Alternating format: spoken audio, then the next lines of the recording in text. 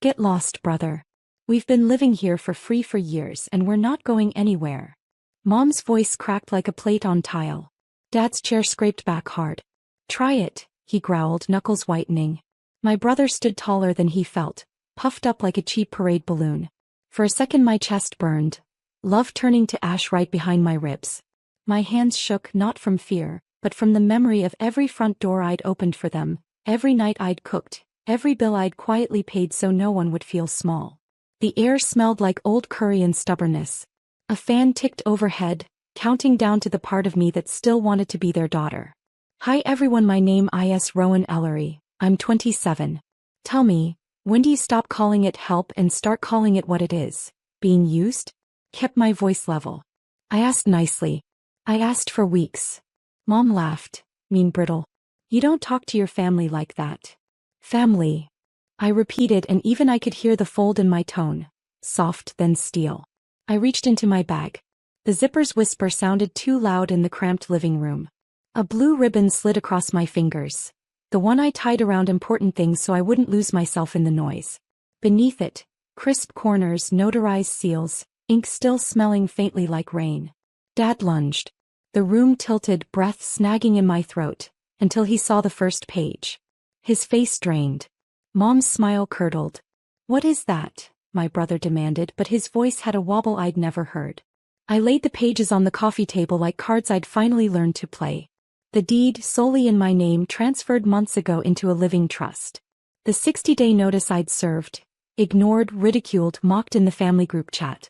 The stamped court order enforcing vacant possession. And the last sheet which made Mom's fingers twitch. A lock change work order for today, 5 p.m., signed by the building manager. Silence open like a hallway. In it I felt my pulse slow, steady as a metronome. The blue ribbon curled against the glass, a thin line of sky on storm paper. From the corridor came the soft ding of the elevator. Footsteps. A toolkit clinked. I looked up at my family, then at the door, just as the master key slid into the lock and turned. The locksmith stood awkwardly in the doorway, clutching his toolkit, sensing the tension in the air. Ma'am, should I?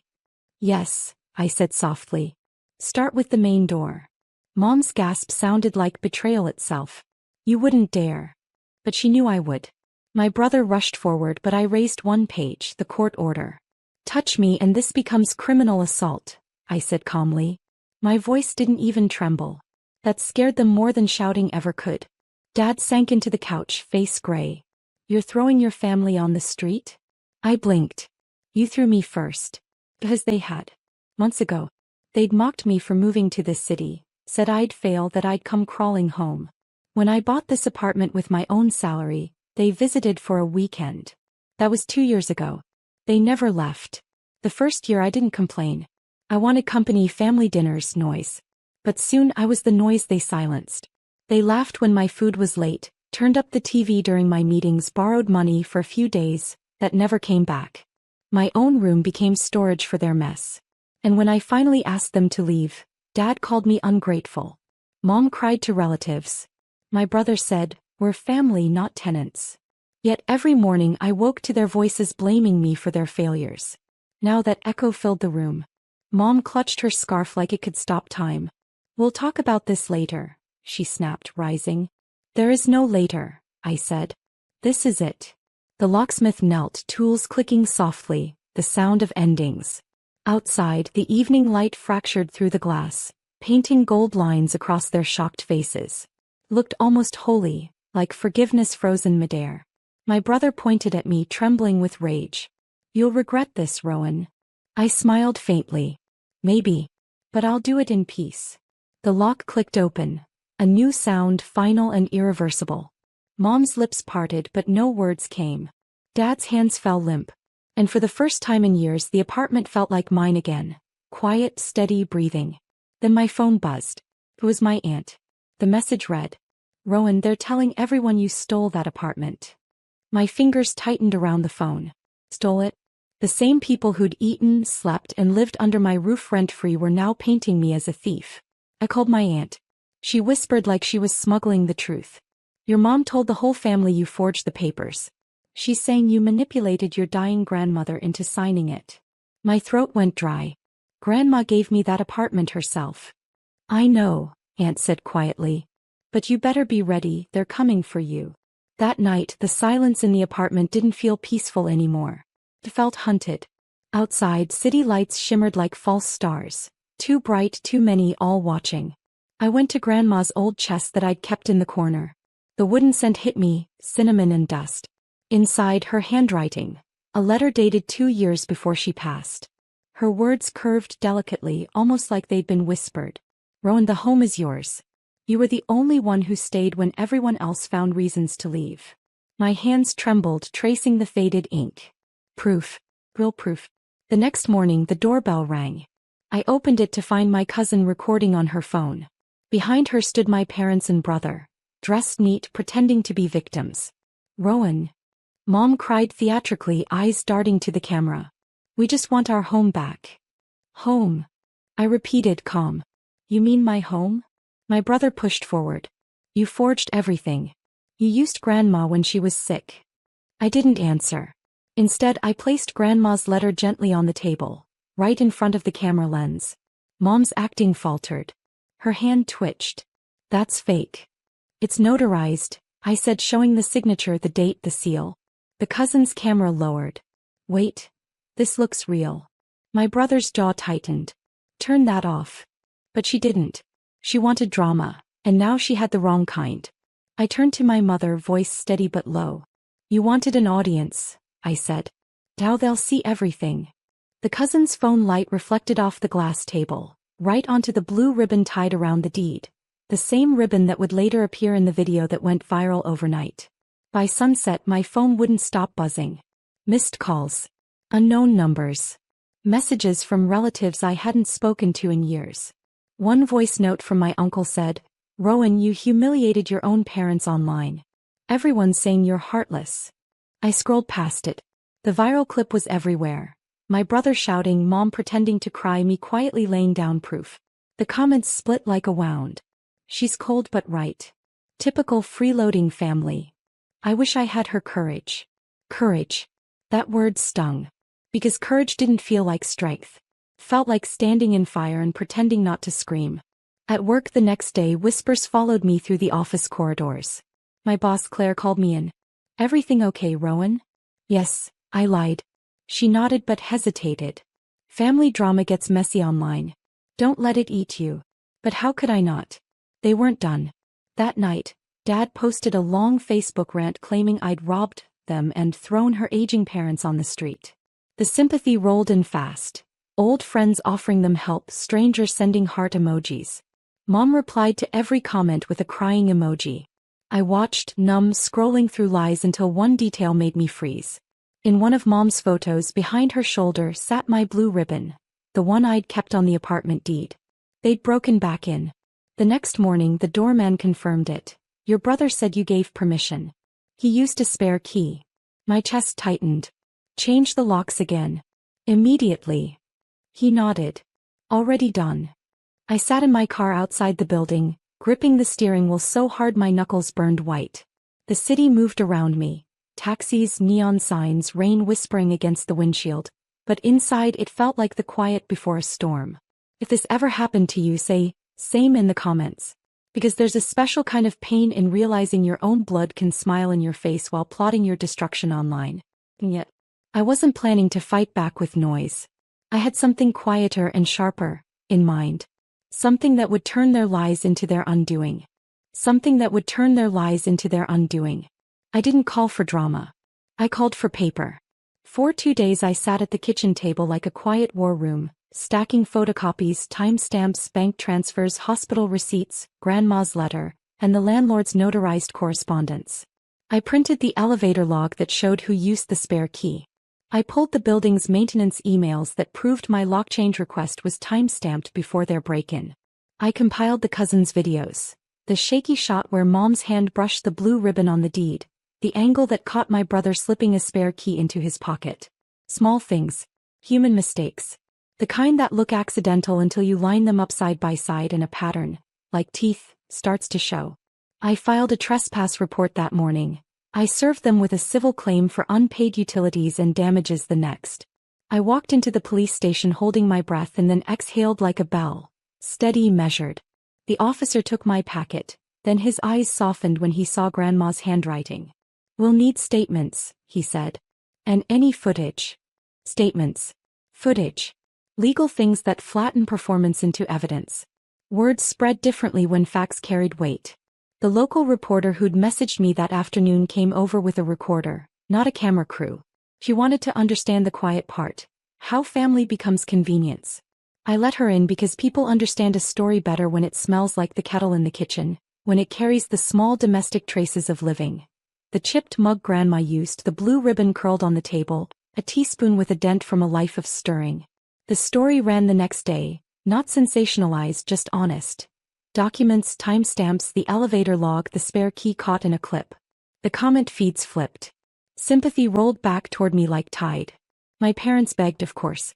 My brother threatened court, a decoy of bravado, but when the investigators called him in to verify his statement, his voice cracked and his words shrank.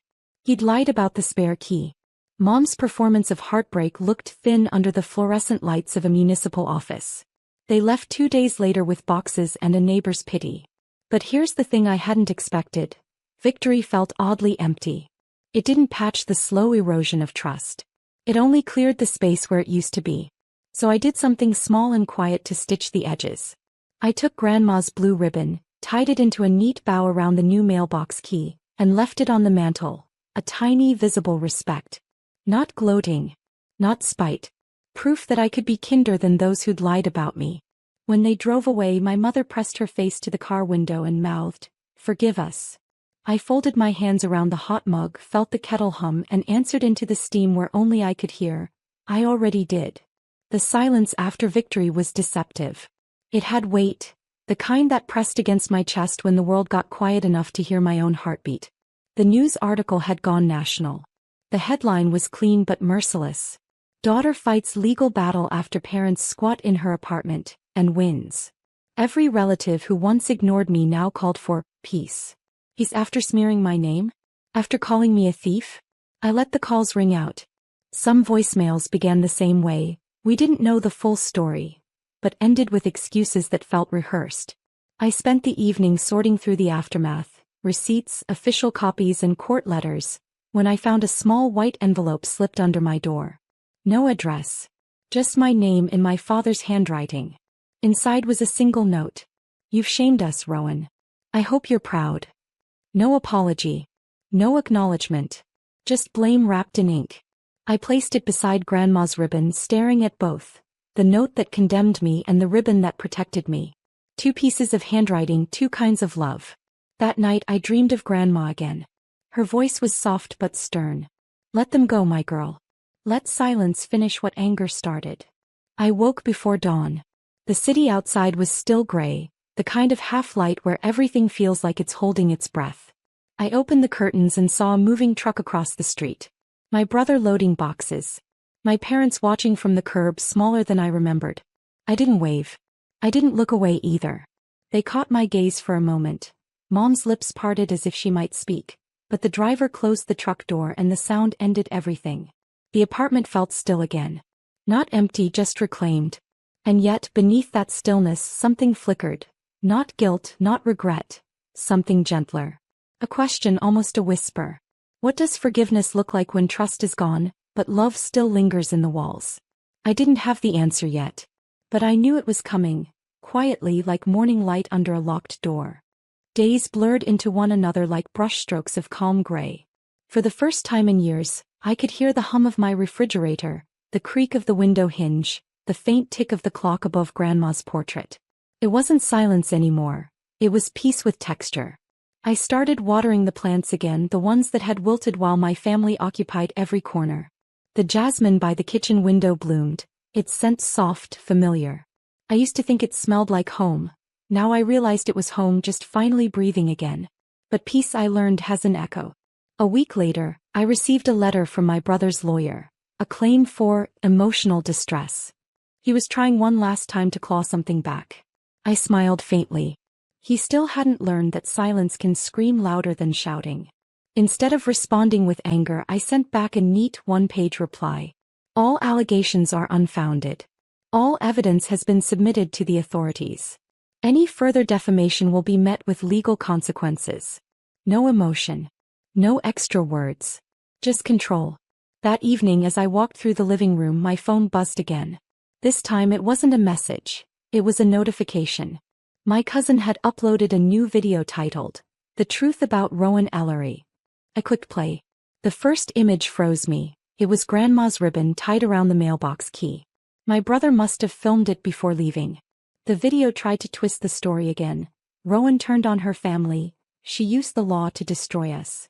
But this time the comments were different. People defended me. Strangers quoted the court documents, the article, the facts. One line stood out. "You can't gaslight someone who keeps receipts." I shut off my phone, leaned back and laughed, a sound that didn't hurt. The blue ribbon fluttered gently against the mail key on the mantel. It wasn't a reminder of battle anymore. It was a boundary, beautiful, quiet, unbreakable. And as the city lights flickered outside, I finally realized, revenge didn't have to be loud. It could be peace that refused to be shaken. 2 months later, the city's noise had become a comfort again. Traffic hum, coffee machines, laughter from the street below. Life, ordinary and unremarkable, had finally returned. I sat by the window that evening, sunlight melting into the skyline. The apartment glowed in amber light. No shouting, no slammed doors, just the rhythmic ticking of Grandma's clock. I had expected revenge to taste sweet. Yet it felt calm. Like water finally settling after a long storm. A knock at the door broke the stillness. When I opened it, a delivery boy stood with a small brown parcel. No sender name, just to Rowan. Inside was a familiar ceramic mug. Cracked, glued once along the handle. A note slipped out. "You left this behind in our kitchen years ago. Maybe now you can drink from it again. Mom." I stared at the cup. It was the same one she used to pour tea for me every morning before school. Before love turned into leverage. My chest tightened, but no tears came. Only warmth, faint but real. I made tea in it that night. Jasmine. The same kind Grandma loved. As the steam rose, I realized the quiet revenge wasn't just about reclaiming walls or deeds. It was about reclaiming myself. About teaching them, and me, that peace can be the most haunting form of justice. The news stories had faded. So had the gossip. But sometimes, neighbors still whispered my name with awe, as if I'd done something extraordinary. I hadn't. I'd simply learned to stop letting love be a weapon against me. I took the ribbon from the mantel, now faded to a softer blue, and tied it around the mug's handle. My little circle of closure. Outside, the city blinked its million lights, indifferent yet beautiful. Inside, I breathed in the scent of jasmine and whispered to the quiet. "You were right, Grandma." Silence did finish what anger started. And for the first time I wasn't just free, I was home.